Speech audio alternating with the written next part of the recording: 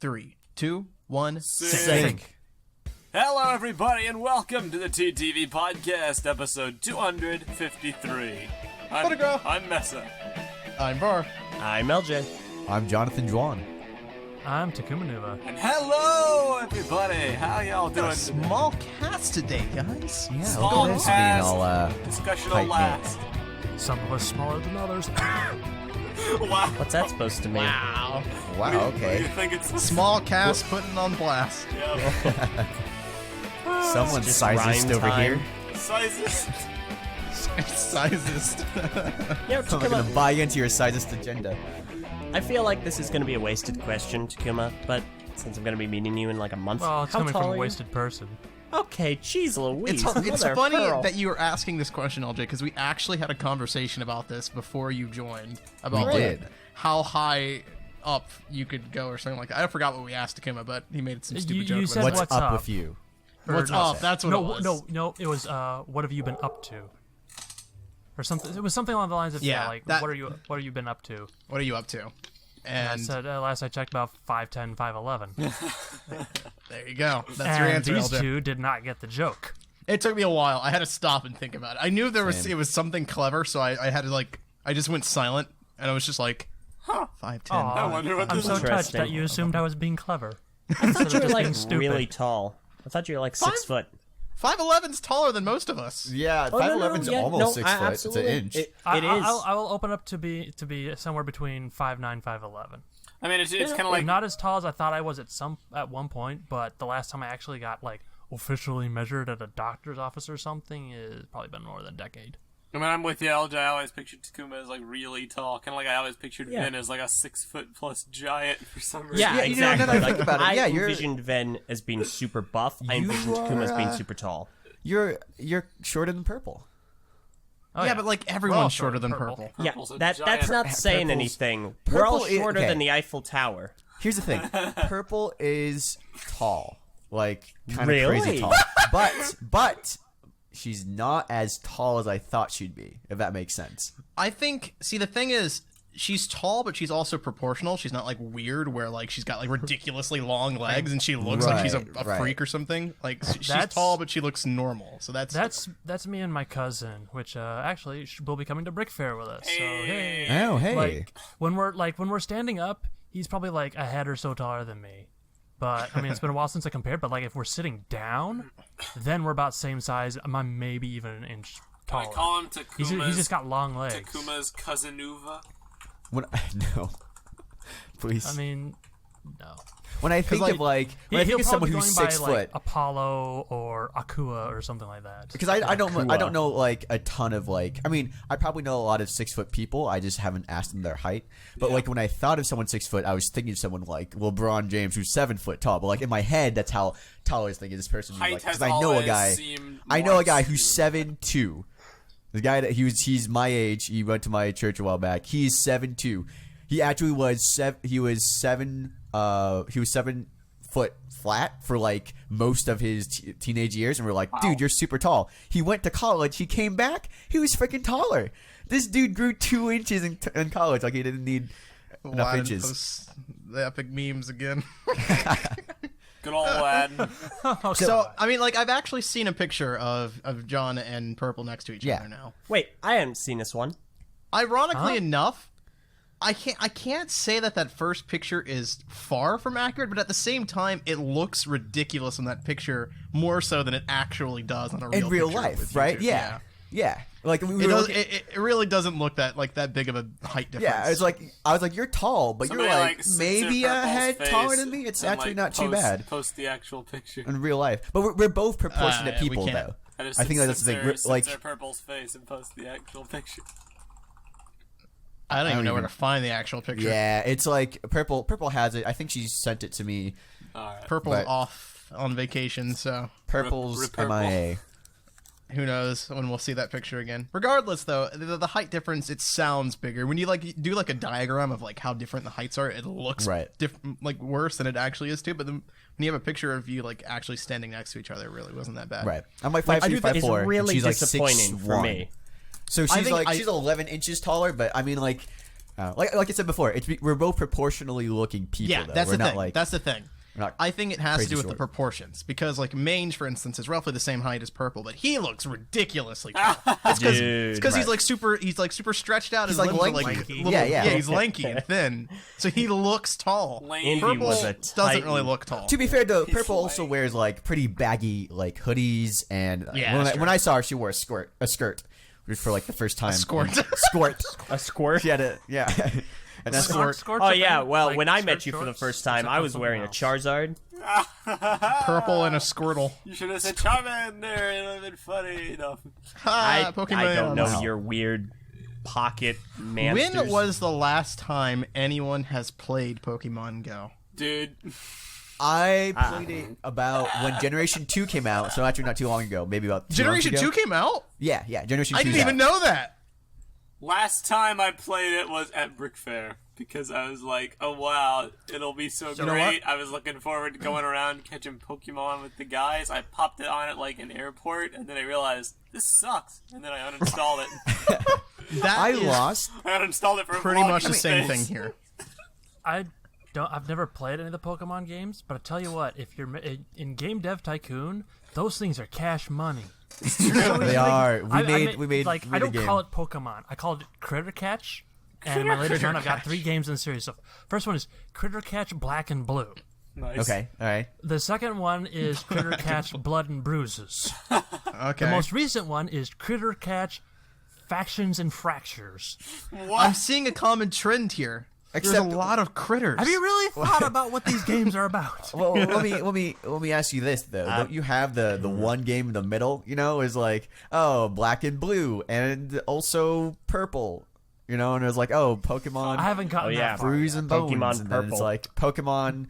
It was Pokemon, Blood and Bruises. They've I don't stopped doing that Pokemon third Surgery. game like they Pokemon always Emergency used Room. to do, which I always actually liked, and instead they're doing sequels to Pokemon games nowadays, like they did Yeah. Sun and Moon, and now Yeah, they're doing Ultra Sun- Sun and Moon, and then Black and White 2, and it's like it's weird. Black and White 2 was like the lamest thing, I feel. Like where they obviously did not put any effort into that. They're just like, yeah, Black 2, White 2, whatever, you'll buy it. It's Pokemon. Supposedly they're Black 2 is the actual only sequels. Pokemon game I've actually played. Nice. And I only got like so far into it before I was like, this is really boring. Why do people like this? And It's I the stopped playing collection it. aspect. If you don't have that like itch to collect everything, then you won't.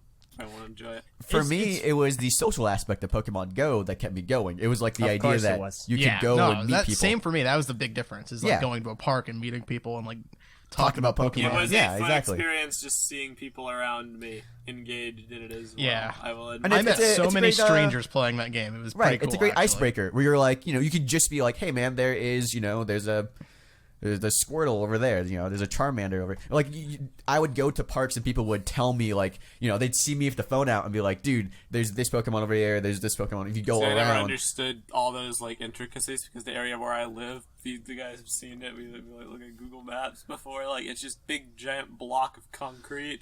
it's Like as true. far as the eye can see, only normal Pokemon So spawn sad. here. It's so No other sad. types ever spawn, but normal. So I couldn't do anything. Anyway, go. It is kind of weird to me. Just like when I think about all the individual aspects of Pokemon, they're all things that would appeal to me. But for some reason, put them all together, I can't get into it. It just bores me to death.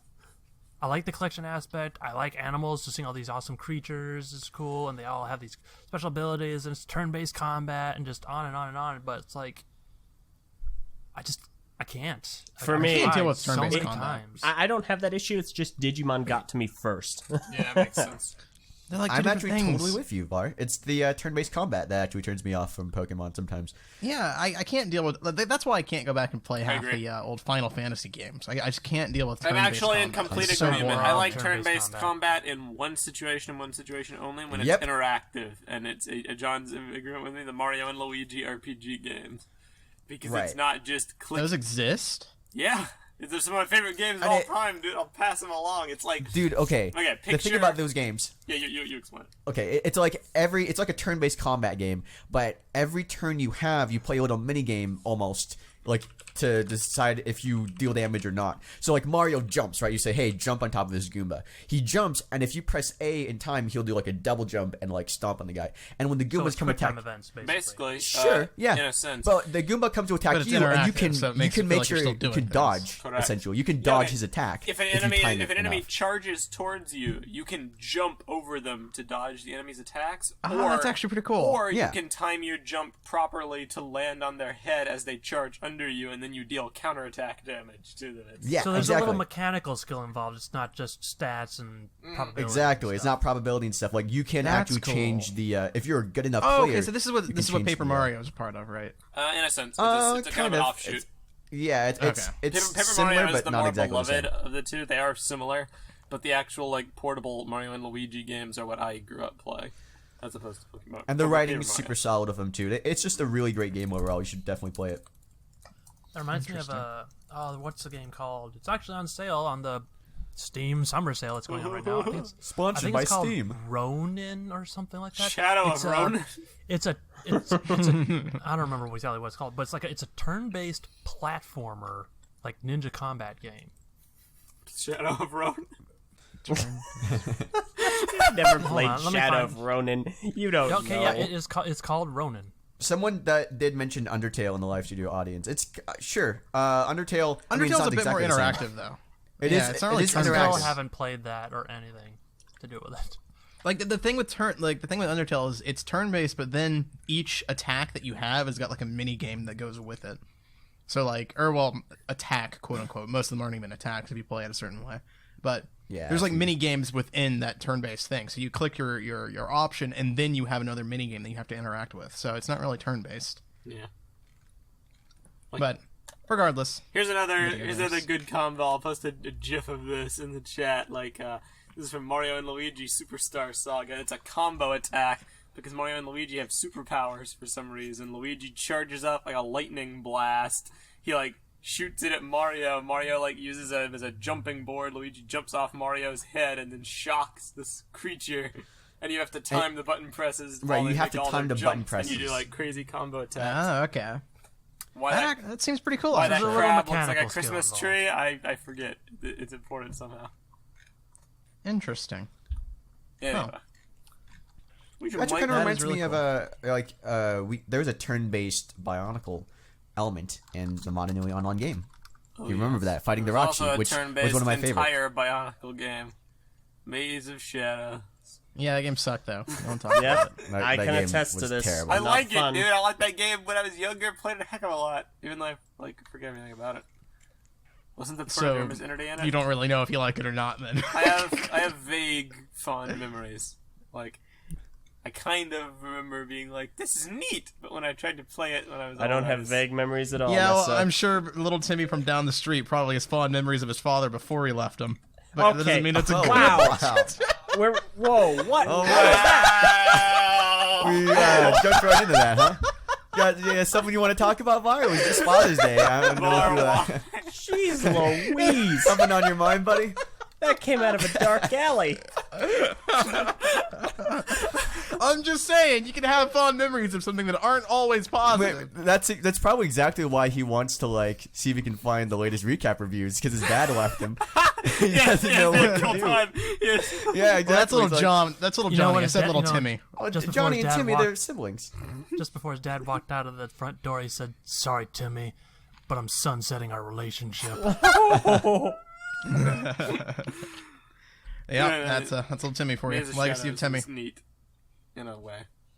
But It's sort of like our connection with Bionicle. I've got fond memories of G2. It doesn't mean it was a very I positive do too. experience. I have a lot of fun. I have a lot of great memories of G2 because So do I. we went to New York Comic Con. All my fond memories are about stuff that doesn't actually have to do with like the actual like G2 product. Yeah, I feel like all my By- fond memories are by the memories that way- most of the Bionicle community would not be able to have participated in. Speaking of fond memories, Meso, Kai. Oh yes. Congratulations on winning the art books.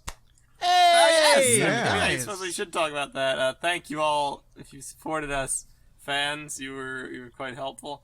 John and I won the mocking and writing. Well, John and I won writing and mocking respectively. I almost inverted it. John wrote a story, which we'll link in the description, and you should go check it out. Which, by the way, I did finally read, and it was quite impressive. Thank you. I liked Still it quite can't a lot. believe I missed that. It was a contest refreshing entirely. twist on things, and I made a mock, which apparently people I have like. no clue how you got so far. Apparently in that people poll. like, but I don't actually like. I mean, it's not that I'm unhappy with it. I think it's all right. But did I expect to get top 3, let alone win? No. Here's the thing happened. about this. By the way, for anyone who's confused as to what we're talking about, there's a contest held in BZPower where the prizes were art books, the Bionicle art book for Yeah. G2. And Meso and John both entered. I also entered. Purple entered. We entered art contest. We I got entered, too. destroyed Then entered in that to contest. LJ By entered the a way. mock. X entered a mock. Rip. It was basically all of Rip, man. TTV like fighting each other, basically. Yeah. it Except was. for Still writing. mad I didn't find out. Don't be upset, but LJ. Your Takuma, how did you spaghetti not was know about good. this? Yeah, I'm confused I that never you heard didn't know about anything it. about this contest until, it was way underway, and you guys were talking about final polls and stuff. That's, I don't know what to tell that's you, crazy. dude. It would have been Yeah. interesting to compete against each other in writing. I actually only did writing because I knew no one else here was going to do writing, and I was like, I might as well do that. So I wrote like a. And it worked out in your favor. It really did. So here's the thing, Meso. Here's the thing about Meso's victory is that not only did he win the mocking poll, which is great because his mock is pretty good. It's an awesome mock. That's a good mock. But BZPower doesn't have the results of their polls public. At least they're not When they supposed do. to. But for the mocking portion, they accidentally set the results public when you're not supposed to know who's voting for who. Numerous times. And it showed numerous times. And so throughout the contest, we were actually able to see how well the mocks were doing. And Meso's in particular was in the lead, not only throughout the final poll, it was also in the lead for the preliminary poll. It was in the lead during the entire competition weird. by not only a couple of votes, but by a large majority of votes. Who did you pay?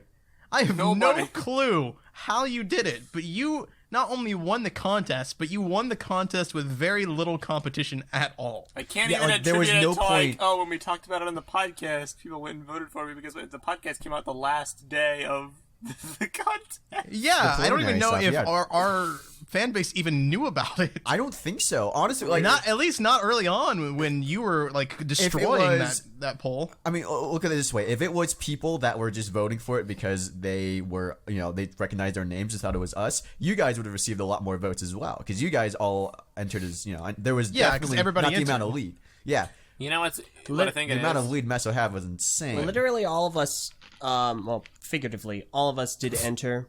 I want to pour one out for X.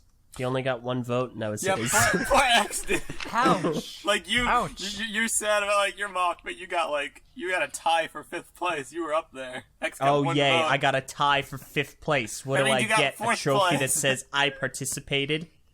That's Yeah. like Hey, getting man. a card at the end of an Overwatch game, damage Getting- blocked better as than X who Reinhardt. gets like No, one no, penny. getting 5th place is better than getting 4th place. I'm just like, I didn't lose, but I sure as heck didn't win either. I didn't get anything. I'm like, I see the trophy right there, and I'm sitting right in front of it, and I just can't get it. I can't even say that I got 5th place. I tied. I'm sharing it with someone. I like your mock. That reminds me of a line from, what is it, D2 or D3, one of the Mighty Ducks movies, where one of the characters, I forget her name, but she's like, I hate ties. It's like kissing your brother. Okay. What? Destiny 3 hasn't What? come out yet. What? Well, Yeah. All wait, right. yeah, no, wait, Not what? Cersei kissing him Lannister. that way, gosh. Oh, I don't know The how Lannisters else we're send their supposed to take regards. that. So we have siblings kissing each other. We have parents leaving. Man, this I is didn't a- even hear this what is was the said. Lannister podcast. This really is. Welcome to the Lannister podcast, where we talk know, about siblings and The their three families. And Lannisters. You know why I think the mock did well? Honestly? little Timmy lost his dad. Little Johnny kissed his brother. Have you guys Things never were watched crazy the Mighty today. Ducks movies? I have only. Actually, I have. I don't remember anything about them. You know why I think my mock did well? I had 2 Why? reasons. I think it's the Why? stupid ornamental spikes that come off the top caused a interesting thumbnail. And 2, I think it's the chain and the mass quarter shtick. People kept talking about like, oh, your mock is so cool because it's an interesting take on Makuta. Like he's super buff, but it's not yeah. just that. It's more like this kind of like dude who's like over there collecting masks. I can totally see him like with these grubby hands, like like a looking mass for masks. quarter. It's got like the getcha. General Grievous sort of thing. And kinda what I going find on. funny about that is a little fun fact, a little trivia behind the scenes. The chain was literally added literally a minute before I took the photo. And by literally, I do mean literally, not figuratively. I was like, okay, what am I going to call this thing? Yeah, rub it in, buddy. I was like, what am I going to call this thing? And I said, I need a name for it. I had that one time, like I used Makuta the mask hoarder. Oh wait, he has nothing to do with hoarding masks. So I ripped like the chain off Makuta, Journey to 1, and like I added on a few extra links and the masks. I was like, this'll work. Definitely a very unique concept with your bipedal gold, gunmetal black, transparent purple. There is a deep-rooted. Yours was more unique than mine. There's a deep-rooted psychological reason for why you won this contest, Meso. I'm sure of it. There is something that happened when people looked at all the entries. They glanced over yours. Something about your mock left some kind of impression that caused them to vote for it. Honestly, I'm not sure if it's the chain. I'm not sure if it's the mask. Thumbnail. I think something in the thumbnail made people want to vote for Yeah, it because you had a really good thumbnail. Yeah, it thumbnailed really well. Ven's I liked a lot. It was like a very well designed mock, but it does not Vin thumbnail got screwed well. that contest. It also got ruined. Ven did some really good stuff, and he got pleased with people. Vin did the most to try to win, and it did not work at all. So Ven was working on BZPower, this for a while too. yeah, BZPower gave options for how you could enter the contest. Vin entered the mock contest, he entered the artwork contest, and he also entered a raffle. It was like a random draw. He did. Vin won none of them. Yeah. He didn't. I don't think he made it to the finals for any of He them. made it to the mock. Have you ever heard of He did make it to the mock story finals. of Icarus? No, Mock he made it finals? to the finals for Mockin', yeah. Not Okay. But yeah, Well, no, and- story again- of Icarus. He got so close to the sun. That's Ven. Yep. He did The really thing- well. He did great stuff. That's what I was getting at. It's like the thing is though, all of his entries were really good, and that's why it's just like it's both unfortunate and also really hilarious that you kicked his butt by such a large margin because I felt like Vin's mock was so good. I agree. I know. Vin's mock was like one of the best ones he's done. But the problem is I think John's right. I think it's the thumbnail because Vin's mock was all white and had a really big, had a lot of pieces, and from the thumbnail alone, you couldn't really tell what it was supposed to be. Yeah. I'm So- just chopped liver. Good mock, bad thumbnail. Same thing with X kind of redid his self mock, so you know, That's a quick the question. silhouette Yes, was the not good as one. impressive either. What was the theme of this whole competition? Something What you you wanted wanted to to see in G2. Yeah. What you wanted to see in G2? Yep. Okay. So I apparently- literally came up with my story while I was driving back home. I was like, at the moment I got home, I just typed up the story. I got back at 10 p.m. So I typed it up, and at 11 p.m. I submitted it. Eljay I don't and know were what I both would like, have done people then, wanna see actually, Makuta. because the story I have in mind would have been like post G2. To be fair, a lot of people did things that weren't really fitting of the I feel like because Crunchbite entered a really great entry for the artwork contest and won, but I also don't feel like his amazing. entry really did anything for the It was just the like theme. spooky drawings of Akima and Makuta. Yeah. Uncle It was Cracker really also, well done. He had this but whole it thing where wasn't he was defending part of the himself. theme. He's an old BZPower artist. You know, very I famous. think you on the might be site. thinking of someone else. No, Uncle K. He's thinking of the right person. Yeah. Okay. Uncle K was he his entry was like Zactan and who else? Huki. Huki. Or- Huki yeah. and Nika. And it was like, Yeah. and people were calling him out and the thing, and he was like, well, I think he said he used different pieces on the Zactan photo, so it looked like it was built with It was like it CCBS. vaguely resembled CCBS, but it was the designs of the characters. Yeah, it was I just mean, Huki fighting Zactan. it's a It was good an piece. excellent piece of art, but Yeah, but it just, Yeah. I totally get people who are like, that doesn't really fit in with the contest, and I can understand that. there's this one guy who did a very impressive thing. The Tapestry of Time. Oh, I I'll love put that put was a entry. picture in very, just while we're very well talking done. about stuff. It was I like could not believe that one didn't win. it was that one Tahu, was my getting the Mask of favorite. Time and unlocking his memories from G1. It was very cool. It was just, it's so well drawn, and like the attention to detail is so good, and the colors are fantastic. I honestly, I surprised it didn't think win either. the only thing that just discounted it in its favor is that like the actual technical skill that it on the Tahu drawing itself wasn't quite up to par with someone like Crunchbite or Dimitsoru's Yeah. entries. So like technically it just wasn't as well done. But the concept of it was just so composition. well executed for Yeah. me that it was an immediate yes. I voted for that one. It was just it was crazy. I loved Yeah. that entry. Super impressive entry. It really it hit that sweet spot for me as a G1 fan. Definitely. Yeah. And, like, as far as things I would have wanted to see in G2, that kind of tops the list, you know? Like, I was really on board with the whole connectivity theory. So. Yeah, Alas. exactly. Yeah, it's just a cool idea. Tala who touches the Mask of Time and suddenly gets his memories of everything from G1. It's really cool. Yeah, I mean, visually, it's just really well done. All right, well, Yeah. either way. I wrote about this. What's it? I wrote about Kelta and the Lord of Skull Spiders. And You wrote a something that I very feel like I'm interesting seeing. story. At first, when I got what you were doing, I was like, how strange. But, like, it ended up working in the long run. I don't know if, like, if I leave it ambiguous just in case people want to No, check it yeah, out. I mean, we'll leave it a little ambiguous. I mean, it's definitely. I guess like it's on the message boards too. So if you guys want to check it out, it's there as well in the literature It's category. quite fresh. It's a They give a lot of it's just character to both of them. yeah. It also parallels a lot of stuff from G2 nicely, particularly the end scene. I was quite happy with. I guess I need a hand from the community here. Help me learn how to mock, please. You know what I'm Maybe on. like let Gotta mock more.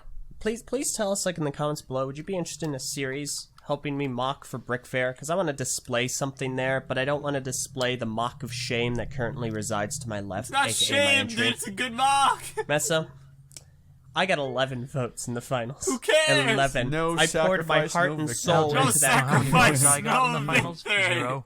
You didn't enter. You person. We got a good Listen, mock. man, we can't all be winners. I lost too. I know. course, I Doesn't also mean won Mars before. won. Var, this is the. I also won I Yeah. missed before. something. I'm sure you can't see me right now, but you can imagine my face is just that straight line going, mm-hmm, yep. Var, this is the first contest you've ever entered. You didn't win. Lego related. True. That is, well, yeah, I guess that's true. I've never lost an official Lego contest, but this is the first. No, that's true. You've No, never I've lost. lost BZPower contests before. Yeah. Have you? Okay. Yeah, Either way. I've entered I'm trying to remember how some many old contests artwork. I've entered. That's the thing. Artwork I contest. couldn't I want to remember say any contests. I've 3, been and there's in, only but, like- one I didn't place in. You know, Eljay, you don't regret when you enter and lose. You regret when you don't enter at all. Exactly. I Why don't is it just me? regret. I don't regret entering. It's not what I'm saying. I know, I'm I'm just saying saying the it is end a. It's He just like regrets that Zuko his and hands aren't talented enough to make a mock that would win. See, pretty much. See, thank you, friend Trooper 1215. Okay. Yeah, at least I did win that Minecraft contest, which definitely got me that art book, which is one of 100. You son of a gun! I mean, The scales. Hey have man, been you balanced. did still win something. The scales You have been flipped your balanced. luck switch for the wrong contest. Everybody but That's- Takuma has won a contest, unless you've won a contest you'd like to share. I've won. Let me see. Like, not in recent times. I did win 3rd place in a blog contest that got me that sort of dark blue noble matatu, Okay. which is like pretty rare. There's only like so many in existence, and we know who owns most of them. Fair enough. What's that? What's so funny about that? not what you said in our live studio audience. Purpleist12 said Takuma won the ugliest baby contest. Oh, you're probably right. Oh, yeah, right. I placed Oh, 3rd man. in a blog contest, Rude. and then there was a story it was a comedy contest. I placed somewhere in the top 3. There wasn't a prize for that contest, unfortunately. It was basically the story I told. It was a comedy about the very first Borok to awaken. And It was a Parok, a Korok, and a Tanakh, and their names were Snap for the Tanakh because Snap for it was the Korok was named Snap because like snap freezing something. The Tanakh was named Crackle, I knew it. just like a crackling fire, and then the Parok was named Willoughby. Willoughby? Willoughby. I won't ask. Yeah. There's a picture won't posted tell. on the sponsor chat here with us as Game of Thrones characters, and I really don't know how I feel about Purple being Cersei Lannister. Especially Oh, boy. because I'm Jaime Lannister. I'm not okay with this. I don't even know who's in these photos. Who is? I know Tyrion, obviously. Because of your recent transgressions on Ninjago Cast, I feel that this is perfectly acceptable. I don't. Oh. That's my sister! You son of a gun. That's a joke the audience won't get. They don't understand. Wait, who are the other two? Is one? I can't even Who tell am I? who they are. You're Meso. you- Yeah, I don't know who any of these characters are. There's... I think No, it's a okay, promotional image. These must be all the Lannisters, I'm guessing, because Tyrion's here with Cersei and Jaime still. Am I? And Oh, I'm am I nowhere to be Tywin? found. That actually makes a lot of sense. Okay. Well, no, I don't know if you're Tywin. I think no, you no. might be- Meso's Jamie. He has the hand. Oh yeah, wait, who am I? I don't know. Are you? What's You're her chopped name? liver. The girl. Oh, I What's her am. name? I must be. Yeah. You're the. What's her name? Something of something. Brianna Tarth. Wait, no, I'm Tywin. I'm Tywin. Oh, you're I Tywin. knew that. I knew you're Joffrey. I knew you were I'm Joffrey. Joffrey. Okay. Okay. All right. Well, Okay. Cool. Sorry for that tangent there. We just had to go. Basically- off on Are that you? for a second. basically just wanted to thank everybody for your support. So Yeah, as the thank airbook you. goes, if anybody wants to see one in person, I'll be bringing it to Brick Fair, Oh, Virginia. joy. So if anybody goes to Brick Fair, Virginia, which you totally should, we've got almost every TTV member coming to Brick Fair, Virginia, hopefully. I love it. So they can do Almost. meet and greets and stuff. And So that's close. public days when? Public Saturday days and are Sundays. the, I want to say 6th to the 7th, but let me fact check that. How many of us are going to be in the house? Do we know right now? They 7. are, okay. It happens August 5th to the 6th. Those are the are public you days. telling me we might be the Sugar Pine 7? Maybe. We're not in the 1%. We're the sugarest of pines. With the Sugar Pine 7 for life. We are definitely not. We're probably the Sour Pine 7. After Okay, so we're more pine than we are sugar. Fine. Ooh, the Sour Fine. Sour Fine. The sour fine. Actually, Hey, X let's is talk- totally our kib, so it totally works. Hands Let's down. talk about G3, guys. Yeah, well, before we do, Takuma, you have a small story? Yeah, so interesting thing happened at work this past week. Go on. Was it interesting? So these people from Verizon walked into our office. I'm sorry. And I just want to say it's always interesting watching people walk into our office because we don't have a receptionist or anything like that to greet people. It's just you walk in and there's just people at desks everywhere with their backs to you in their work, and people just walking kind of awkwardly like, Okay. But anyway, there's these people from Verizon came in. They were doing some sort of yeah, no Scorpion Strike. I didn't ask what happened to Vessel. I should have. But they had some sort of advertising gimmick thing going on, whatever. Basically trying to sell this idea of like a work cell phone plan or something like that. I wasn't paying a whole lot of attention. But as part of their little gimmick or whatever, they brought in a box of cupcakes, right? Wrong. And what's that? No, just go on. No. Okay. Go on. So they bring some cupcakes and whatever. We put those in our little kitchen area and people can snack on them when they want, whatever. So a couple days later, I'm at home and I'm just mentioning this casually while I'm sitting in the living room watching TV with my family. And my mom, who works at Sam's Club, she looks at me and she says, Verizon brought us cupcakes the other day. And she goes, oh, really? I was like, yeah. She's like, do they have red and white frosting? I'm like, yes. Sprinkles? Yeah, round ones, all sorts of colors. She goes, I decorated those. What a So small I'm gonna know world. why. Ask your mother what happened to Vessel. Don't think she knows. But it's just yeah, like the idea that Verizon bought a whole bunch of cupcakes from Sam's Club, had them custom decorated, and then they wound up at where I work. Decorated by I your don't know. mom. That's funny. Yeah, I found that an interesting coincidence. That is a prime instance of a small world. That's pretty great. Something like that. It also explains why they didn't taste all that great, because they're just Sam's Club cupcakes. I'm going to say because my mom made them, and I was like, whoa, that's harsh. My mom makes amazing cakes. Have I ever linked you guys to the Facebook page where she posts pictures of all the cakes and stuff? Oh, wait, Yes. you totally did. I You've believe done we that did a whole before. episode about that Yeah. a long time But ago. at Sam's Club, they're just frozen cupcakes and pre-done frosting that comes in like a giant bucket. All she did was decorate them. Oh, I yeah. bet, like, Kentucky Sam's Fried Club- Cupcakes. Sam's Club does not have the best cupcakes. Yeah, no, Sam's From Club is experience. great for many things, but I wouldn't go there Cupcakes. for my cakes. Meso, Yeah, please tell no, me you totally. heard that. I heard that.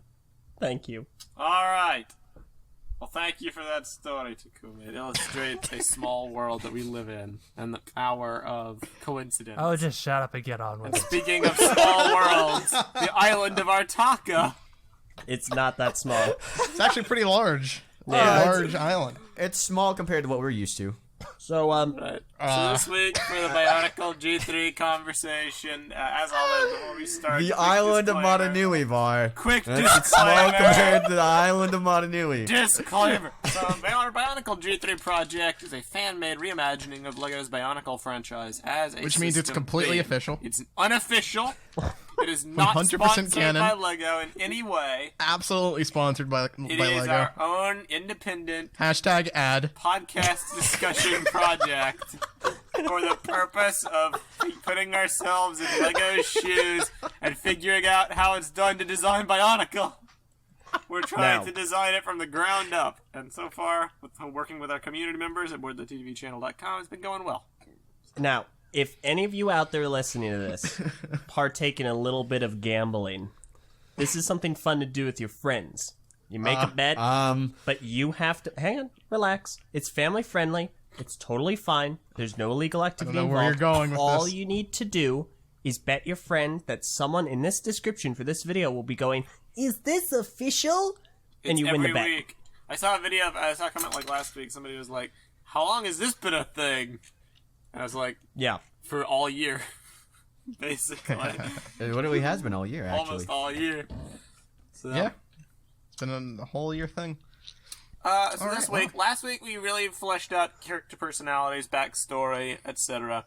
for most of our Toa. I think a couple still need a good bit of work, but we're getting progress made with them. They need work, but I think we have essentially touched upon every single Toa at this point, at least Right. from a basic standpoint. Everybody's got a personality and sort of a place in the world. It's just now We gotta figure out developing that further. I mean, Yes. we should probably do that once we get around to, like, not scripting, but, like, outlining our TV show. You know, the 13 definitely. 'Cause episodes how we'll are we have. gonna convey this info? Right, exactly. What we're going to do. I think we can get into it at that point. So in as far time. as this week, we can maybe still talk about more Toa stuff if we want to, but this week I would like to personally follow up on how we ended last week's podcast and talk about the Rahkshi.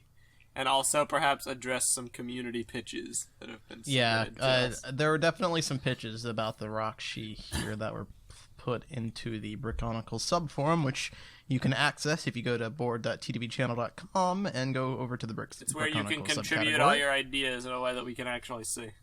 Yeah, you want to post art or ideas, story pitches, that's the place to go. We sometimes we address them on the YouTube comments, but it's usually not a guarantee that we'll like have time to fit them in. So you particularly liked the few pitches, and you also developed, I think, one of your own based off something like Yes, like a few. Before we talk about their personalities, I'd like to get into that.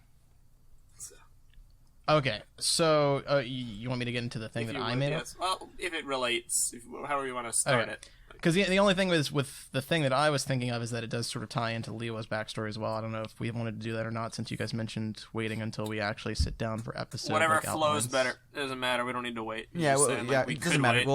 We'll pitch as a concept for now, and then we'll talk about how everything's related and stuff. Okie doke. Well, the current two pitches that I thought were very interesting were submitted on the boards by Ultimate Mustache X, and What a then great name. Awesome name. one by Styrofoam is just his Not name. as great of a name. I don't like styrofoam. Well, it's memorable. Styrofoam? I don't remember that Yeah. name. Styrofoam is Styrofoam's pitch was posted 19 days ago. Ultimate Mustache X is kind of an expansion of Styrofoam's, and it's also an expansion of some of our ideas as well. Last episode, we talked about how we kind of wanted to give the Rahkshi some sort of like trait that's got like a negative like emotion attached to it. Like last time we were throwing around the idea of like hunger being like, oh, the Rahkshi's always hungry, that kind of thing. We sort of played for laughs, but these guys The have actual taken archetype. yeah, these guys have taken it to a bit further than that. So I'm not really sure which one to start off with. I guess I'll start off with Styrofoam since it is the first one that was pitched. But it is one that was actually pitched in regards to the 2-rack Rahkshi, which is going to be our fire Rahkshi. In this pitch, he lists him as Nuri, Though last week we did decide, I think, that we didn't want to go with the Metromatoran, right? Correct. I think Because actually, I think last we only went with Akmu. it that was we didn't mainly want to go Akmu. We were just like, he shouldn't be Rahkshi because he has more potential. The beyond name just has being more evil. recognition. Yeah. with. Right. So Ultimate Mustache X actually suggested that instead of going with the Metromatoran, that we instead make our Rahkshi Matoran names based off the Rahaga, which I actually thought was an interesting change and one I'm down for, because I don't think the Rahaga were really that beloved of characters, TBH. They're basically just Turaga 2.0. Their whole shtick was that they were people who got mutated into freakish creatures, which fits the Rahkshi bill pretty well. So those names are perfectly viable. The trick is remembering what their names actually were. Oh, you kidding me? I got this. Pokes, Iruni, Norik, Bamonga, Gaki. and I'm blanking. Yeah, Gaki. Gaki. And Cools. Yeah, I would have never remembered Gaki and That's Cools. cool. That's cool. I names believe kinda it's pronounced Cools, but it's spelled Koalas. Yeah, Oh, it's okay. Koalas. Koalas? Spelling. No, That's- yeah, okay, no, yeah, it is Koalas. Interesting. Okay, no, I know where I was getting the Cools pronunciation. It's from Web of Shadows. Okay. Gotcha. So those names are kind of strange, but they work. They work, and they're also forgettable enough that I don't think anyone's gonna really go out of their way to throw a tantrum that we're using Norik as an evil guy or something. Yeah. And the transformation thing actually ties in with canon, so I think it's good. Yeah. So the original pitch was presented as though it was Nori, but instead it's going to be Norik for the time being. Essentially, the pitch sort of places the Norik, the Matoran that would become our Turok, in his position on Mungai as one of the 5 warlords. If you remember during our pitch before with the Mungaian culture, there's 5 different city-states within the region of Mungai, and there's 5 different chieftain warlord type characters that sort of rule over each of those Kind of like a city-states. Japan deal. Yeah, I would think more of a Sparta deal, but Japan works too. I guess with Sparta they did have one king though, so Yeah. so yeah, maybe more of Japan. Regardless, Norik would be one of those. Some of the other 2 that we introduced was Jala and Narmoda, which would become Tahu. So keep that in mind. Anyway, so this guy here is one of the Mungaian warlords, and he's got unwavering support and trust from his dour subjects. I'm just going to read this out a bit until I Do it. figure out what's going on. Norik rose to power through an uncharacteristic, stern graciousness, unwavering moral compass, and a mind for strategy to his people. He seems to be a different kind of breed, for he takes cautious thought before speaking. He observes carefully before responding, and his soft-spoken nature may lead to inferiors to perceive a false aura of weakness. In Mungaian culture, though, where the mighty rule, Norik's quick wit and extensive knowledge are not enough. No, Norik is truly most valued for his strategic mind, a mind that has not only commanded victory after victory against the Huan armies, but against those Mungaian few that have still opposed him. So, the big thing about Norik's character here is that he is, unlike most of the other Mungaian warlords, he is really revered because he's strategic, but he's also kind of cowardly in a sense.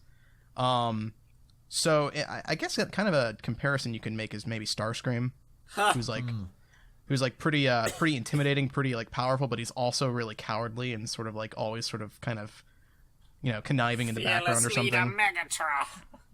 Yeah.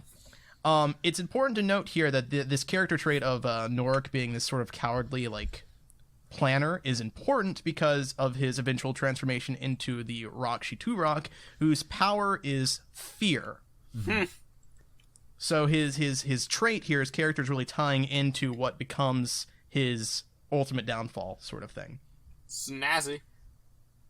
So the pitch here describes it as there's Norik fears. He fears a great many things. He fears expulsion from his kingdom. He fears moral inaccuracy. He fears embarrassment. He fears intimacy, and most of all, he fears his potential legacy. Yeah, so pretty interesting thing here. Now, his ties to the cultist are described here as he resides in a tall lighthouse-like tower known as the Spire by Mungaians, where he is provided with life's necessities in addition to an expansive library full of countless Artakan philosophers, stuff like that. Cool. He rarely leaves his living quarters anymore, except his weekly trips to the old ruins of the destroyed 6 Mungaian kingdoms. That's interesting. It is here that Norik hosts the meeting place for the Brotherhood of Makuta, and it is here that the Brotherhood plots against all other Artakan Matoran. Norik leads the Brotherhood for the same reason he leads the Mungaians. His aloof nature and unwillingness to engage in idle talk leads others to believe he holds some greater knowledge or wisdom. His sharp few words for the Brotherhood members in their place early on, and their nervousness and respect keep them in line. Huh. So that's actually pretty interesting. So essentially the pitch is saying that because of his cowardice, he's kind of afraid to speak, but to the other cultists, it kind of gives him this sort of sense of knowledge and worth, like he's keeping something from them, essentially. But in reality, he's not. So they're kind of like following him, assuming that he's smarter than he is. Wow. That is actually Interesting really character interesting. trait. That's a really interesting concept. Yeah, so it's really thorough pitch as like defining Norik as a character and how it ties into his personality as Turok. It's the rest of the Rahkshi aren't quite as developed. They're the ones going to be in Mustache's pitch here, which is adapting that. But essentially, Mustache breaks down that pitch into these character traits that are really going to sort of rival the Toa and their character traits, and that's sort of the big. They're meant to sort of be this antithesis to the Toa. That's what makes a good villain. Yeah. Antithesis. Antithesis. Yeah, Antithesis. probably wrong word. Antithesis. It's the right word, Antithesis. wrong pronunciation. Yeah, there we go. So for instance, with Norik, he describes the fire or Tahu, his whole thing is fire as assertiveness and courage, whereas Norik is fear, passiveness, and cowardice. So there's the opposites kind of thing. Definitely. And that continues on with the rest of them, where there's some brief backstories here for all of them. I haven't quite read through every single one of them. Well, actually I have, but the one that really stood out to me was Lyrax, who is Aruni. And tying into my thing that I came up with, which kind of branches off of this, is that Ultimate Mustache here describes Iruni as another orphan, similar to Vizuna, who becomes the Toa Liwa. The big difference between the two here is that obviously Liwa represents a carefree nature, clear mind, wind, right? That's her whole thing. Whereas Iruni is different in that he is venomous, contained, tainted.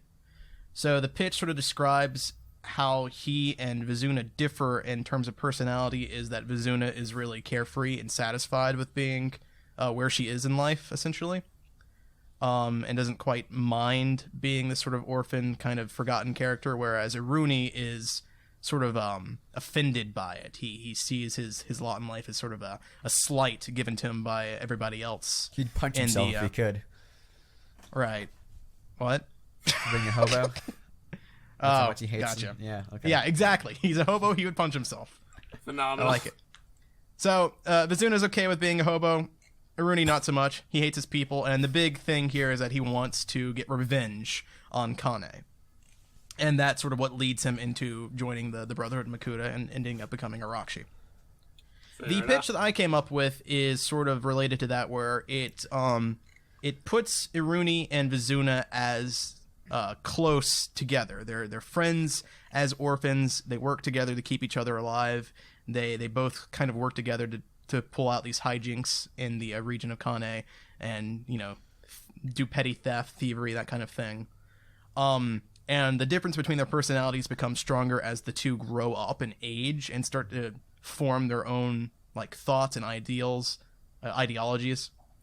Where Vizuna is not really keen with going too deep into the crime thing, and Iruni's sort of like, I don't really care about killing people. I don't really care about stealing.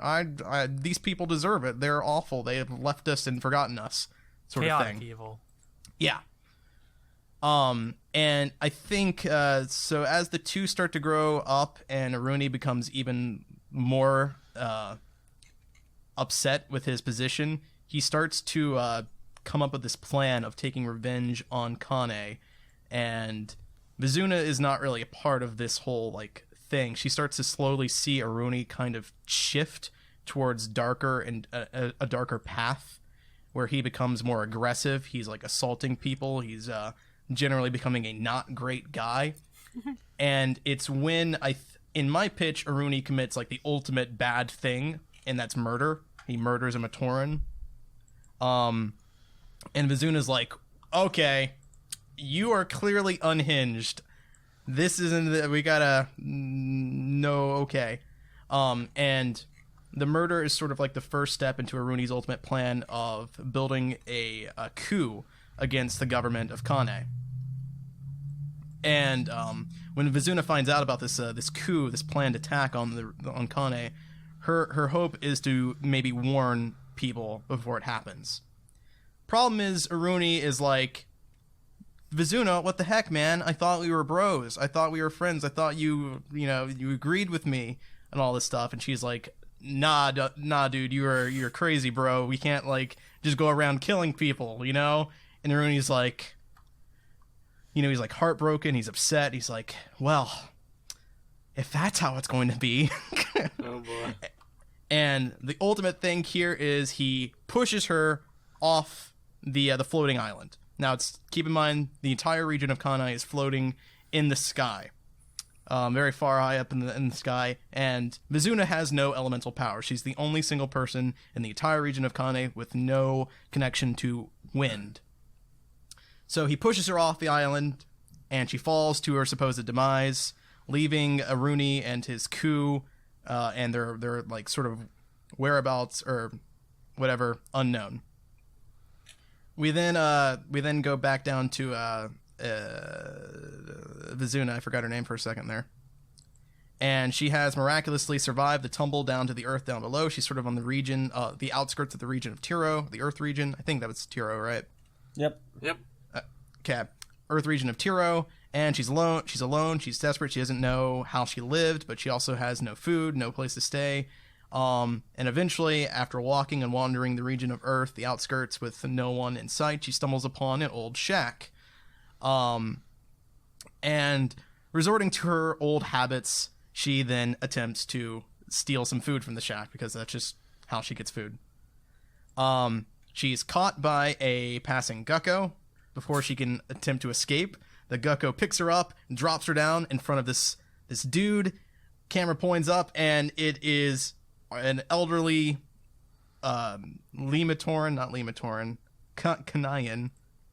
Yeah. Kanayan, Makes sure. it so much harder. Yeah, I know, right? And this is Bingzak, and the shack belongs to Bingzak. And Bingzak is sort of this character that is aloof and kind of like not part of the Kanayan government. He's sort of like this self-imposed hermit. He's decided to take his life elsewhere, and he lives on the outskirts of Tiro, away from his people, to sort of be this like kind of nature-focused character. He likes to communicate with the Rahi. He's friends with the Gecko, that kind of thing. And the reason that Vizuna survived the fall was because a Gecko had saved her life, essentially.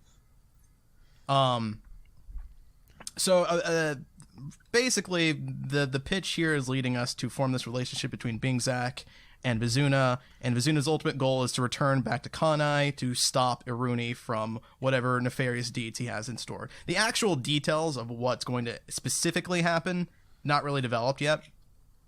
It's mostly just concepts and ideas. But works for me, dude. Yeah. Essentially, the idea is that Vizuna eventually returns to Kanai, finds out that Aruni's not there anymore, has disappeared, gone missing, etc. And obviously we know as the audience that Aruni has joined the cultist and become Lirak. Never did Okay. I think that I would see a Bionicle pitch that I actually like that involves G2 characters, Rahkshi and Rahaga, and Bingzak of all people from G2 that I'd actually enjoy. But that's quite cool. I like that a lot. Yeah. One thing, because last week I didn't mention how I feel like Bingzak should know Anua. And one part of the pitch that one idea that I had was that Anua is teaching Vizuna how to live in her environment and utilize the Rahi as her means of travel and her means of surviving, because she doesn't have a connection with the wind. And I would theorize that he's able to do this through his past experiences working with another Matoran who did not have any connection to their element. And that was a Korgo. long time ago. And that Matoran, was Korgo. Very long time ago. He helped out another Matoran. We don't need to actually, clarify that within the context of the story, but as the writers and the audience, we know that the implication is that it was Korgo. And since Korgo is so much older than Mizuna, it kind of sets up this sort of, history where that could have happened a long time ago. That makes okay. So here's the thing that I brought up while doing this, because I really like this pitch a lot. But we do have to be aware of what I like to call the Spider-Man problem, and that is Spider-Man. If you read the comics, Peter Parker has an unfortunate thing where literally everyone in his life turns out to be a supervillain. His best friend's a supervillain. His best friend's dad's a supervillain. His teacher's a supervillain. His rival photographer friend at the Daily Bugle is a supervillain. It just so happens that Peter Parker's life seems to attract these people that end up conveniently becoming these supervillains in his life. And so the issue of that is that you have to do, and you can do it a couple of times, but you have to make sure it's not too contrived. And part of the thing where if you have your childhood best friend and they turn out to be your thing, it's very it does feel very coincidental. You think about how many of your childhood best friends, kids you knew in elementary school, and imagine they become your what are the chances of them actually becoming this huge part of your life later on when you become you have superpowers, random 1,000,000 to 1 accident, and they also have 1,000,000 to 1 accident and they become super. Obviously, it's not an accident in this one, but there are ways to circumvent it. Ways to circumvent it do include making sure the main character, the reasons for these characters becoming supervillains or becoming this main villain is tied to the main character, and so things happen because of them. So what you could do, the Brotherhood of Makuta, for instance, is focused on cultish aspects, right? They obviously they know a lot of the original lore. They know a lot of the the legends of what surrounded the creation of Artaka and the two brothers Ikimu and Makuta way back when. Mm-hmm. So that could tie into this idea that they know a little bit about the prophecy of the Toa and the elemental gods and all that stuff. And so when Norik hears from people trying to join the cult, obviously, when he hears that they're talking and this one guy's like, yeah, I knew this one Matoran who didn't have elemental powers, he immediately takes note and starts trying to bring that who is it? Okay. Yeah, who's it? What's his name? Aruni. Yeah, he starts to bring Aruni up and tries to focus his attention on him, and essentially tries strategizes to use him against Leela in the future because he knows about the prophecy. So in that case, it's not as contrived anymore. It's more of the characters know what's going on and they're working around the prophecy and try to work it to their advantage. I mean, I like that that's after after Vizuna and Aruni have their falling out. Sure. Yeah, but I exactly. think that, Well, I mean, it also makes sense because, if you keep in mind that Aruni's already got a very, irrational ideology that could be swayed by his involvement with a cultist, you could make the connection that Aruni's fall into darker aspects of his life is because of his involvement with a cult. Right. So he could actually be recruited by the cult fairly, in the middle of Vizuna and Aruni's sort of relationship. I like the idea of kind Aruni leads as to an them falling, anarchist, so. kind of, he's a younger teenage, he has the version of the anarchist handbook or an anarchist cookbook, Right. He has and so he's trying to do, he's doing all this stupid stuff, but Norik ends up turning that into kind of this person who eventually kind of becomes a terrorist in that sense, where he's trying to rebel against the government and doing all these crazy things, murdering people. That's when, and that I think is when the big thing happens between the two, is because before, when it's Aruni and Vizuna, it's sort of these sort of childish antics where they're running around, they're being rebellious, they're kind of being silly, but ultimately it's nothing too severe. It's nothing that bad or threatening. It's when the cult's influence starts to shift Aruni's childish antics into actual crimes. That's when it starts to become a problem for the two characters. Right, exactly. And so it becomes this thing, it's no longer just contrivance. It's not it just so happens that my best friend happened to be my greatest enemy. It's the characters in the story being smart and playing against prophecy, which they know probably can't be changed, but we can do as best we can to hamper the story of our tale. And the live studio audience is definitely catching on to the relationship aspect of it too, where everyone's pointing out how the cult is his family, because the big thing with Aruni here is that he hates the fact that he has been forgotten by his people. He's sort of being ignored, neglected, and his childish acts of rebellion are sort of his way of trying to get attention here. But with the cult, he has a family. He feels like he's got a place to go to, people that care about him, sort of. Yeah, and the promise exactly of a new, how cults work. Exactly, Yeah. it's a promise of a new type of government where you are no longer forgotten and put on the wayside under Makuta. That's the when Makuta comes back, everything will be good again. All the problems you have in your life will be restructured underneath him. So, and I kind of like, because obviously the Spider-Man effect is real. We don't want to actually have that be a problem, but it does help that we do have. Because none of the other Toa have a direct relationship with their Rahkshi counterparts, it does help that we do have a character with a lens into the cult a bit prior to them becoming the Rahkshi. right, and because he's a kid too, he's not even though he's treated, he's given favorable treatment, but he's not a general. He's not like one of those. He's there because of his connection to Liwa. Right. So I think we can kind of at least for our story perspective, it gives us a lot of opportunities to maybe use Liwa or Aruni as our eyes into how the cult functions and is working and how they sort of grew to power. So Most definitely. that is essentially the pitch for Liwa and Aruni and the cult there. Well, that's just grand. I'm down. Yeah, that Like works a for me. lot. Like it Cool. a lot. Let's talk about Kurak or Koalas. Koalas. Okay. So the pitch here from Ultimate Mustache describes Koalas as another noble family of the Ihu Kingdom. He lives well, but is angry. His anger stems from having to submit to King Matoro and Prince Izator's rule. Koalas sees the throne as something meant for him, even if he doesn't have the birthright. Instead, he feels he is better suited to lead a kingdom than the current family. He joins the Brotherhood of Makuta in hopes of gaining some form of rule as a ruler.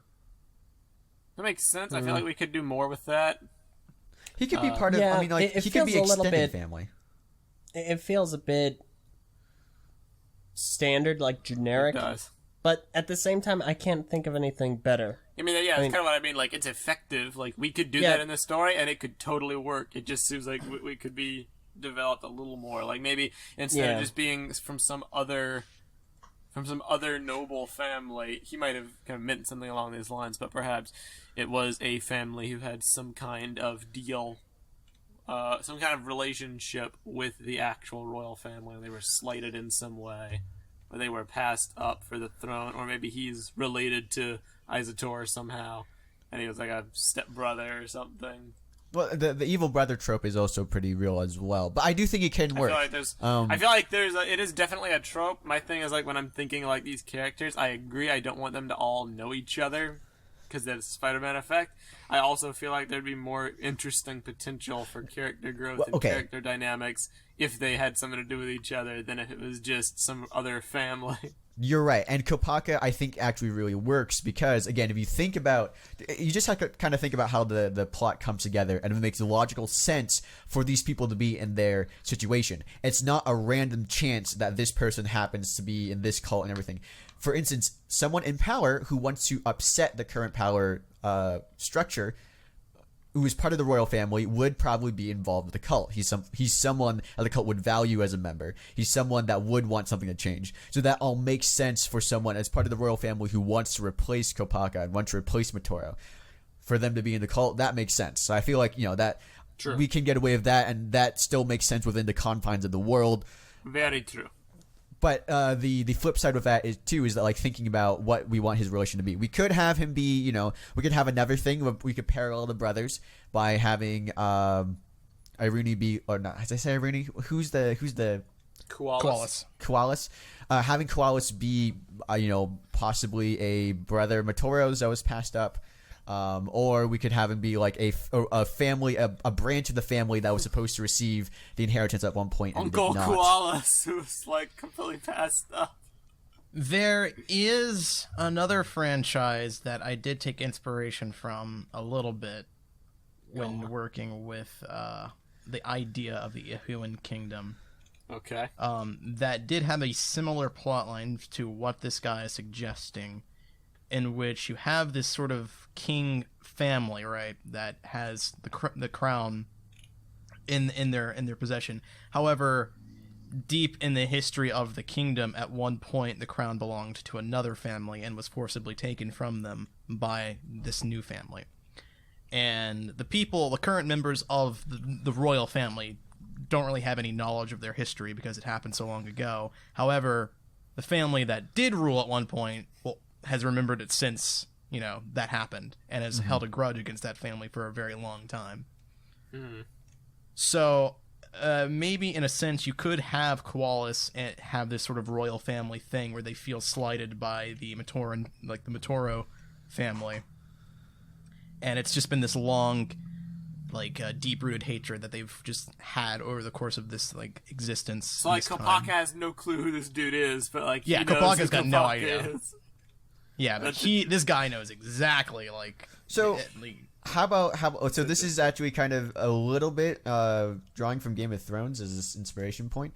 There could be a thing where at one point, because kings and the lineage, how that's supposed to be arranged together, a lot of it was done by marriages for power, and it could have been at one point that these people were in the line to be to be the next people through marriage or through something, and the king broke it off in order to do something else. It's something that happened way in the past. He was supposed to marry this girl from this family. The family was supposed to be put in high power, finally be a part of the royal family. They were slighted because the king actually he loved some other girl, whatever. And so he went with her instead. And then this thing happened years and years ago, to the point where it might honestly be a bit of an urban legend to everyone except for this family, who definitely remembers the slight given to him by the king.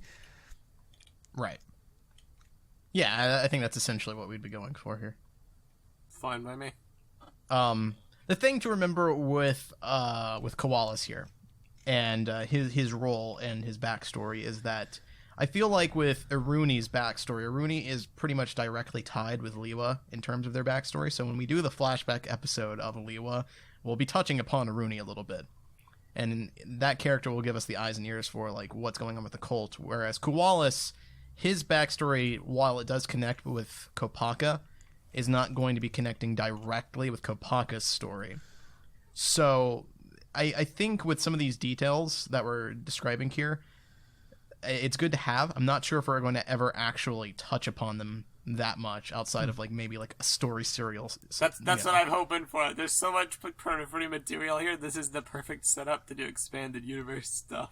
I mean, yeah, that would be, the thing about Bionicle and some of the other things that they did, a lot of these side stories are what people like to pick up on and what should be reserved for story serials.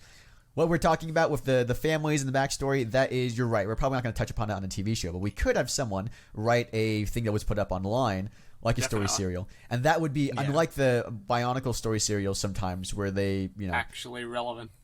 Yeah, it would be more backstory centric and giving more relevancy to old characters and that kind of thing, as opposed to kind of being about an alternate universe where people do stuff. Yeah, pretty much.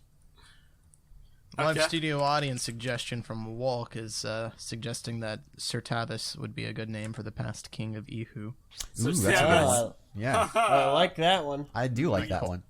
I quite like it as well. I remember Sir Tavis. Good times. Good old Sertivus. So Sertivus would be the king that would have had the throne had it passed down to him correctly, or he was the king who gave the lineage to the Kopaka family. He was the king that gave the lineage to the Kopaka family. He could be, right? Yeah. Okay. So obviously he would be. That was a long time ago. He'd be dead by now. But okay. It's like like Robb Stark and the Red Wedding. Do you remember that? How that was supposed to go? Yeah, yes. Exactly. So. Okay. All right. Cool. That works then. I think that's a good backstory. I don't know if we need to develop that any more than what we have there. Right.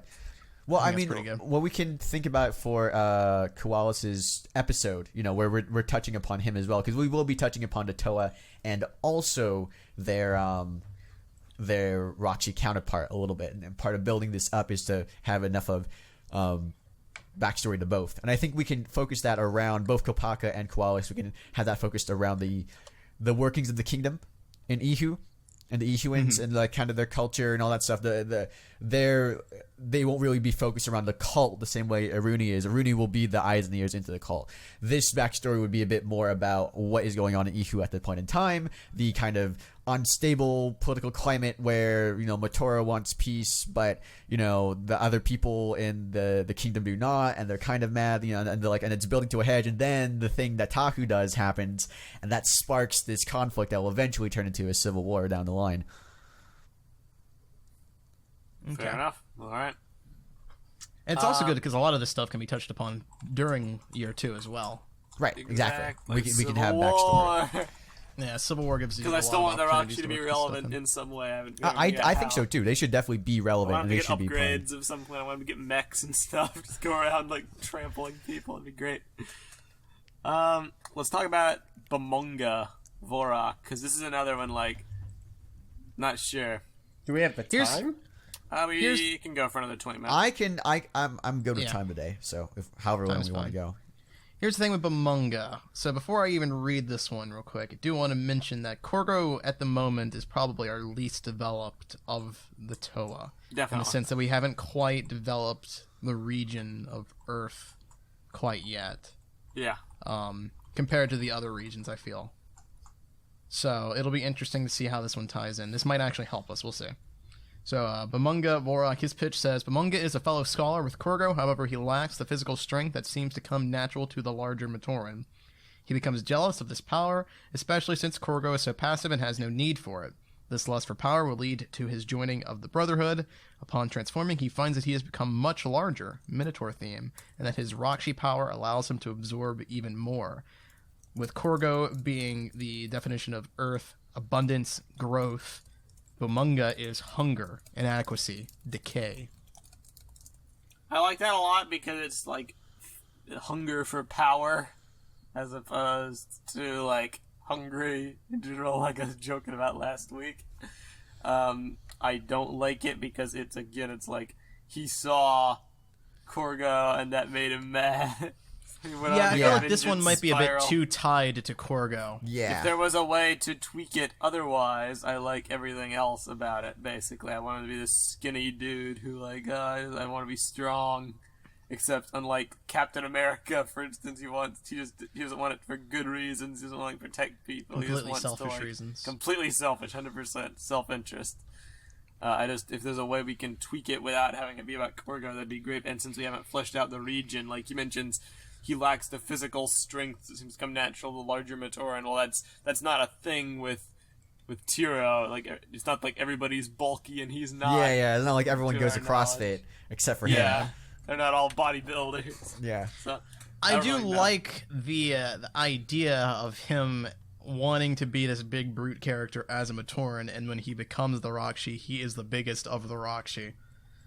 I think that's kind of a clever It is way indeed. of giving him. I like that he because in a gets way, what he wants, but it's yeah, also like not what he wants. it's a curse and he gets his wish, but be careful what you wish for. Yeah, it's like exactly. Be careful what you wish for type thing. So I do like that. It's just the way it ties into the region and to the character. I'm not sure because I definitely like having one of our Rahkshi being closely related to the Toa, but once you get to all of them, then it's right. just like That's what I was. little That's too what I was. convenient. I was warning you guys of when we were talking about Levi. I was like, all right, this is great for one character, but we got to make sure that not all the characters suddenly have this connection to their Rahkshi. What's up, Jeff? yeah. No. It's just I was agreeing. It's a little convenient if they all have ties. Yeah. Right. I So think maybe we'll retool that one a little bit. he could just have we might have to no think about that relation, essentially, just kind of We like might have to come back to Bamonga once we've fleshed out Tiro culture some more. Yeah, perhaps. I mean, you could probably get away with just this paragraph and just taking out Korgo entirely, just saying like he feels like he lacks Strength. adequacy amongst the rest of the Matoran. He You wants don't to be really strong. need He wants to super be buff. complex stuff all the Yeah. time, basically. Like, His that could motivation work. can be more simple. It doesn't need to be this deep brewing thing. He's a bit of a Sure. crazy guy. He wants to be strong. He sees the cult as a way of getting power. He gets strength, but not in the way you imagined. And, like, he's just this casual dude who goes around killing people and then eating, like, a mutton chop in the middle of battle. Like, that's kind of how it is. I mean, he could be the most morally bankrupt of them all, and that's why Norik is a bit more. Like, I remember Norik is the one, as I'm assuming, who puts the team together that will eventually become Rahkshi. Yes. Right. So Correct. Yes. you have to think from his perspective. Why would he choose Bomanga as opposed to someone else? Loose cannon. I do think there's merit just having somebody be that morally bankrupt out of the team, because so far they're not Well, I really think- like. Lirok has been groomed to be such, but it's just Well, keep serve a in mind that purpose. this is a cult, so I think that Norik, obviously he wants people with like positive traits that he feels like he can work with, but at the same time he doesn't want people that are too perfect. He wants people that are flawed, people that he can control, people that he can use Right. and bring into his cult family. And people that aren't So- as smart as they think they are, because if they were smart, Exactly. they'd overthrow him at some point.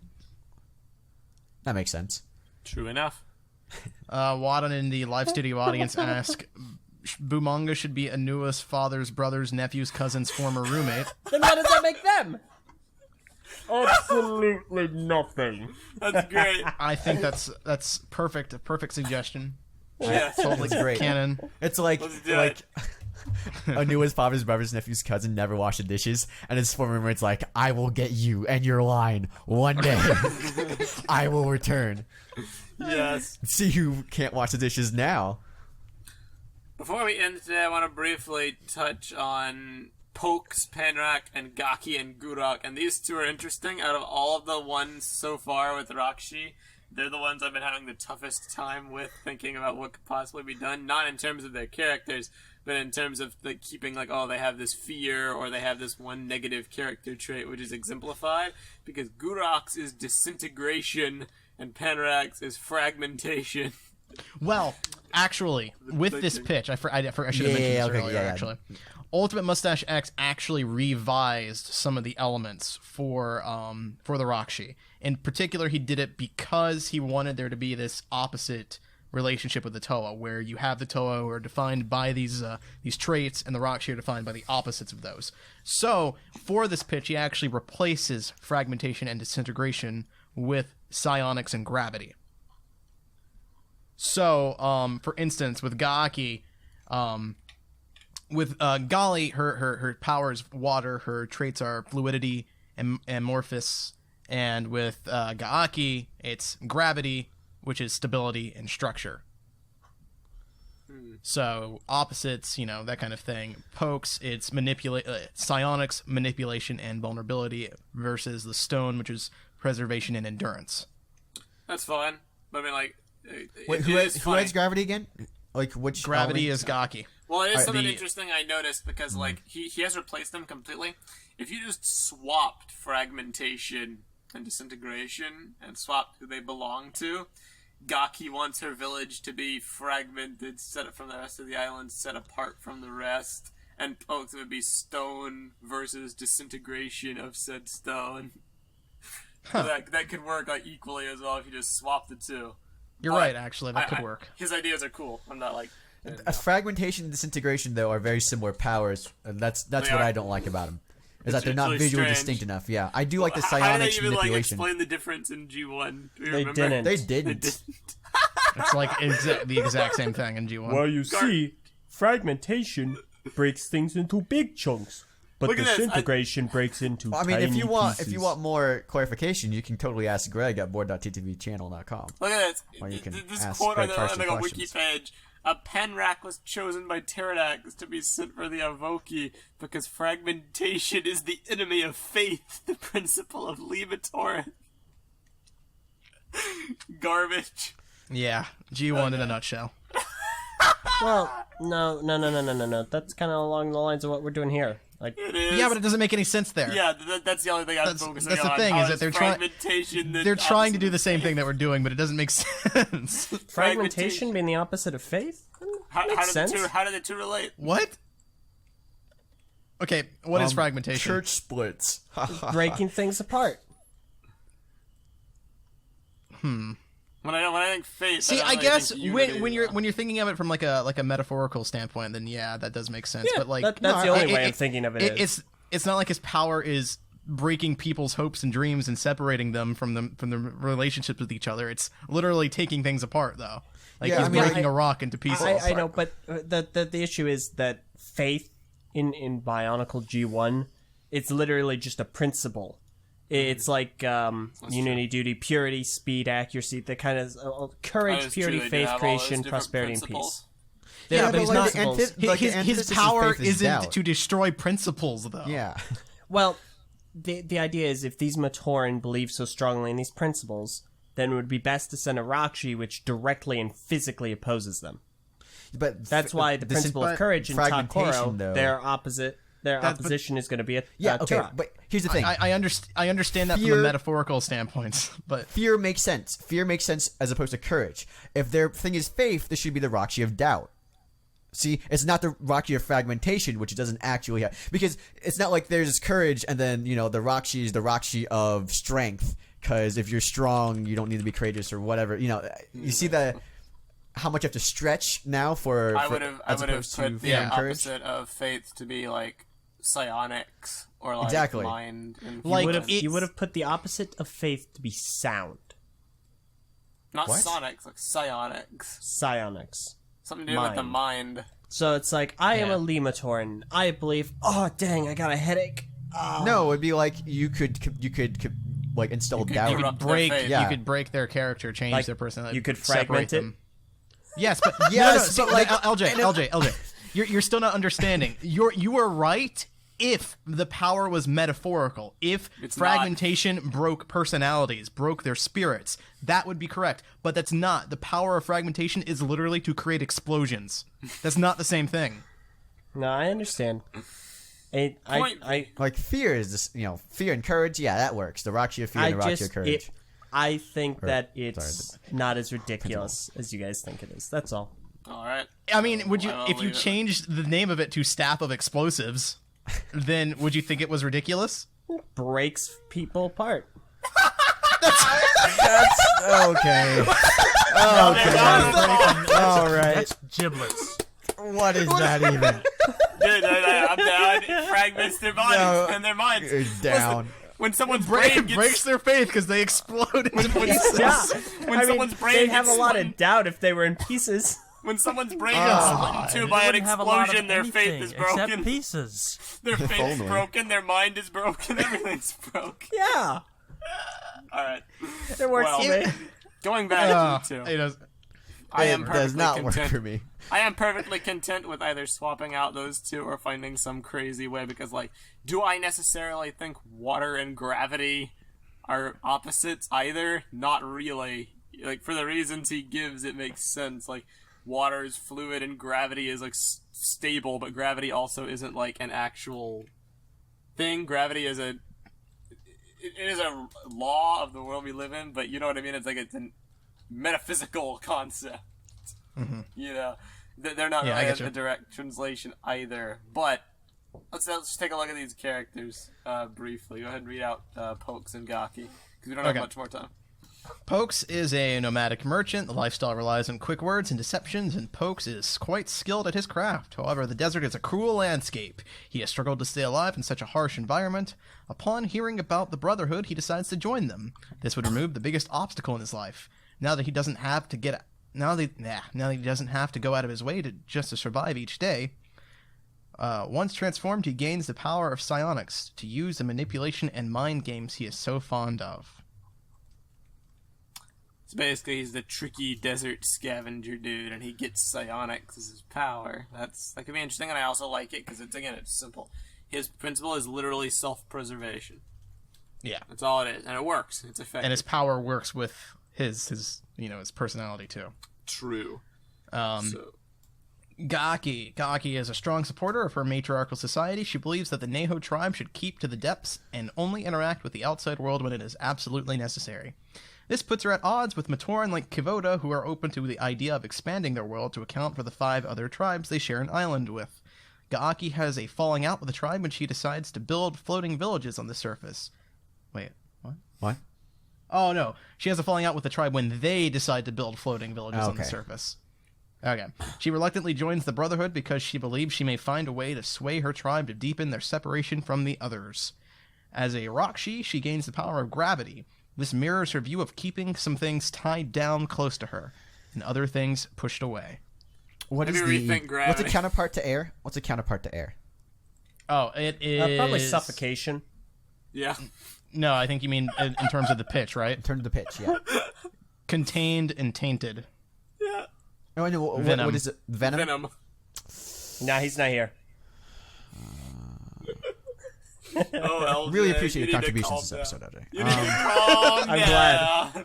glad. I hope someone more else out there is contributions. entertained. I am glad. Yeah, I'm trying. I mean, gravity obviously makes more sense for air than it does water. I feel.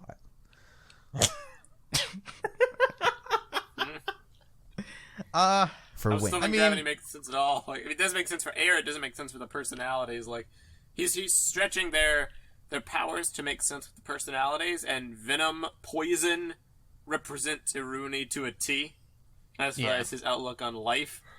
I just don't think that gravity works with Gurak. I think we need to take that one around the pass. I think we might I want to just find a different substitute power for that. like the backstory. It doesn't. It's I don't more know. like, you know. I like it too. I actually think gravity is perfect. Because you see, Why? think about it. I can't joke. Right? It is, no, yeah. So when it rains, gravity brings the water down, and Gaaki is a big downer. She wants to See, bring I thought you were gonna say. the I thought floating you were gonna villages say. down.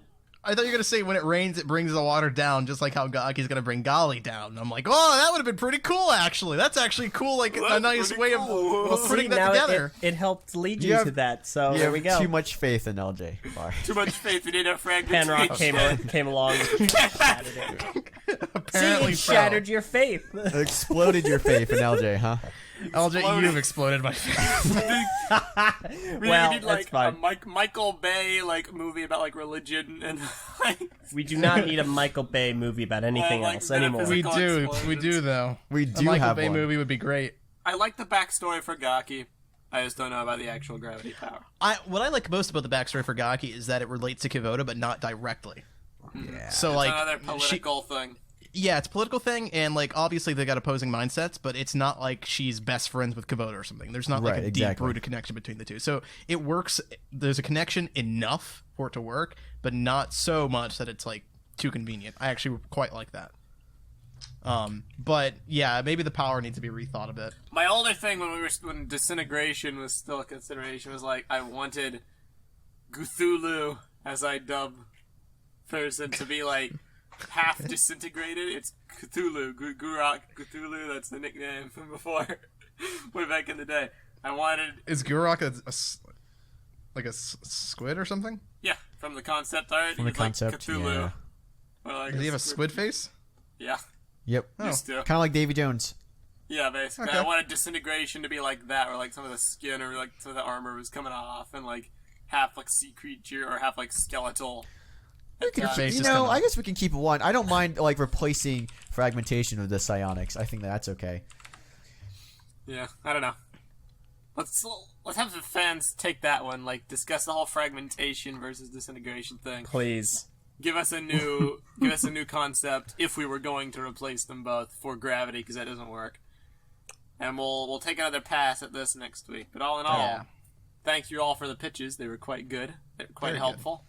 And we got a good framework here. I like these We do. bits. I actually have a question. Go on. When we are finished with the Rahkshi, what else are we going to talk about?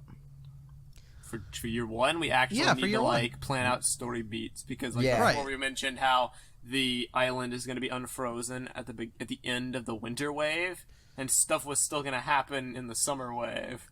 Yeah. We need to figure So, out what okay, happens there. So basically, what I'm asking is, do you guys think we have planned the world enough to start the story? I think so. I mean, like, Still need we to might flesh need to out talk about Tiro a little bit. culture, but And we should probably otherwise, finish some yes. Matoran designs, like get those officially done, and We need to hash that out and then actually do like a side character. Well, discussion. I mean, that's the thing, though. I feel like maybe we might have to do the story first before we can finalize Matoran designs, because we don't really have any Matoran characters yet. That's true. well, we've already started on. We can do the Matoran designs of the characters we already have established. We are establishing way- Matoran characters right now. We're gonna need to get back to the whole leg thing, so this is all taking a step toward that. Okay. Well, we're doing good. We're making progress. We're just about to get to the point where we actually do our story. We're very close. Yeah, Krasix and Live Studio Audience asked about the politics for the villagers. I feel like we've already touched upon the politics, though. At least as much as we can until we actually do the story parts. Until the Right. politics for certain villages. Yeah. Yeah, we can. I mean, we should probably talk more about individual culture things that they have that others don't have. We already talked about how Mangaians have this success-centric worldview. Yep. The kind of conflict culture and between stuff, Ihu so- and Menge was quite well done. And it's fairly easy to figure out, like, Matara's place in the world. They're just, like, scavengers, traders, transport. That's kind of Yeah. the stone archetype. And then Naho, the isolated kind of place. It's like We might need to develop Kane a bit more. At least Kane the and actual Tiro government. need to be developed. Yeah. Right. So we got some work, but not much. We're making strides. I think Yeah, we're almost to a point where we can before start we're doing things, so. before we're at the end of the summer, we will have enough to do our TV show pitch where we're going We through should episode by draft episode. up like a pilot episode and do a live script reading at Brick Fair, Virginia. I'm thinking so too. I'd like to do That'd that. be cool. That would I be don't know how really we cool. could do that realistically. We need to get someone to voice the female characters though. Oh yeah. Yeah, so basically that became quickly impossible. Rest in pizza. The crust was too tough. I guess it depends Nice. on how the pitch is. Like, I don't. Are we gonna be reading out like an actual script itself, or just like the plot beats? I don't know. We could. We'll figure it out Why when we get not there. both? All right. Well, Alright. we're getting close, guys. Woohoo! Progress is being made. Thank you all very much for all your help this week and your constant support of this BIONICLE G3 project. If people are confused, spread the word. Every week I've got to copy-paste the description, like, every time. Like, sometimes you guys help out, and that's much appreciated. If you have friends that watch podcasts and they're like, oh, what happened to, TTV? It's like, well, we're doing a cool BIONICLE G3 project. It's cool, it's constructive. It's fun. A dude asked me on Twitter the other day. It was like, I've been gone from TTV since episode 198, and I want to get caught up, and I want to get back invested into things. I said, where do I start? And I was like, well, there's 3 distinct groups. There's the pre-BIONICLE G2 ending, and then there's the intermediary period after G2 ends, The grieving leading period. leading The into our grieving G3 period. project, which is our current thing. That The we Great spent all- Depression. Yeah, basically. And I gave him like the episode numbers for each group, so he can just kind of jump in if he doesn't particularly care about our grief, which is awesome. So G3 is cool. It's a great thing. Thank you for your support every week. We also like to give special mention to our Patreons, patreon.com/TTV channel, who make up our live studio audience. They're excellent people. And every week we spotlight one of them. This week, I'd like to give a spotlight to, Duplex Be Great. Continued supporting patron. We appreciate you and everything you all do to help continue to make this a reality. That being said, it's basically all. We'll see you next week for another exciting episode of the TTV podcast. I'm Meso. I'm Var. I'm LJ. I'm Jonathan. I'm Takuma Nuva. And farewell, everybody. See y'all next time. Goodbye. Bye. Goodbye. Bye. Hey, can we make a Cocoronins, like a canon thing? Let's do it. Go Coronins. I'm sure Lego would approve, since this is an sure. official They Lego would- project and all. I'm sure they'll approve Definitely of Rooney not. murdering Crack a open I know, person, it's too. part of their With the brand boys. values. It's like we Exactly. value. I mean, I'm really Big sure we drinks can get away with a Rooney murdering somebody, too. That kind of No, stuff. we can get away with that. We could totally get away with that, yeah. Kitongu Bionicles have murdered plenty somebody. of murder. Yeah. Yeah. Kitongu straight up murdered somebody on camera. If you want to get technical, there's death on camera in all 4 of the BIONICLE movies. It's implied.